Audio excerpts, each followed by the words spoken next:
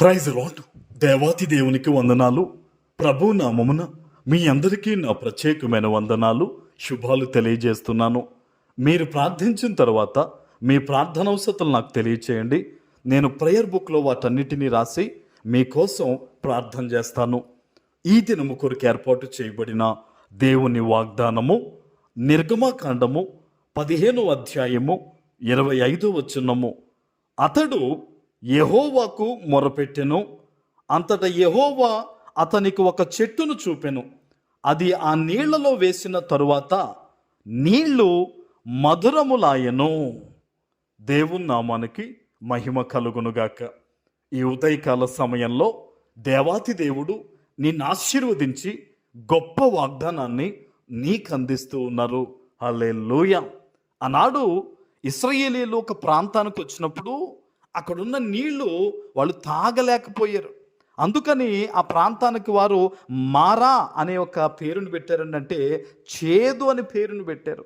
అయితే మోషే వాళ్ళందరి కోసం మొరపెట్టినప్పుడు దేవుని సన్నిధిలో ప్రార్థన చేశాడట, మొరపెట్టాడట.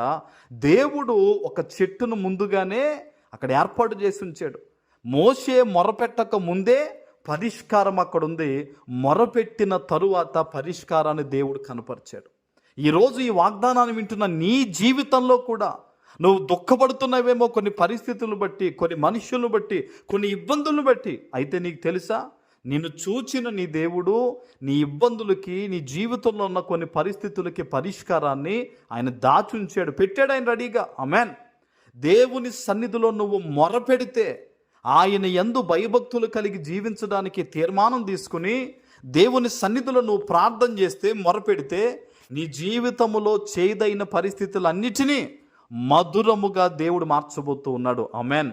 ఓ పరిష్కారాన్ని దేవుడు ముందే పెట్టాడు. అది ఏ రూపములో ఎలా పెట్టాడు అనేది నువ్వు ప్రార్థన చేస్తేనే దేవుడు కనపరుస్తాడు. మీరు ఆలోచించండి, అక్కడ అనేకమైన చెట్లు ఉండొచ్చు, కానీ మోషేకి ప్రజలకి ముందుగా తెలియదు. అయితే మోషే ఎప్పుడైతే ప్రార్థన చేశాడో దేవుడు కనపరిచాడు. ఆ చెట్టుని తీసుకెళ్ళి వేయమన్నాడు. వేయగానే ఏమైనవి? మధురముగా అయిపోయిందట. హల్లెలూయా. ఈరోజు నీ జీవితంలో నువ్వు అనుకుంటున్నావు, చేదైన మనిషయ్యా, చేదైన పరిస్థితులయ్యా, చేదైన ఇబ్బందులయ్యా అని నువ్వు అనుకుంటున్నావు, కానీ పరిష్కారాన్ని పెట్టాడు దేవుడు. మొరపెట్టు, ప్రార్థన చేయి, విశ్వాసం ఉంచు దేవుని మీద. ఆయన చూపిన పరిష్కారం ఎలాంటిదంటే నీ జీవితంలో మధురంగా మారిపోతుంది. ఆమేన్.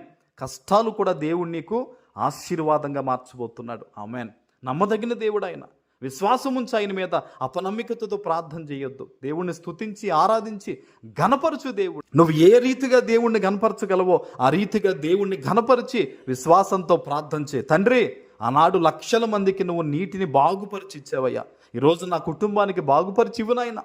మా స్థితిగతులు మార్చునాయన, మా పరిస్థితులు మార్చునాయన.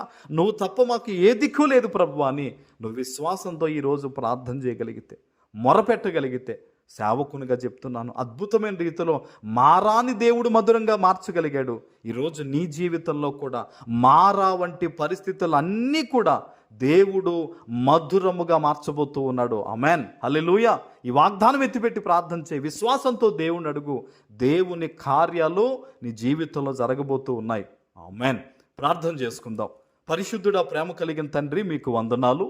ఈ ఉదయకాల సమయంలో మీరిచ్చిన ఈ గొప్ప వాగ్దానము ప్రతి బిడ్డ జీవితంలో నెరవేర్చి స్థిరపరచమని యేసు నామమున ప్రార్థిస్తున్నాను తండ్రి. ఆమేన్.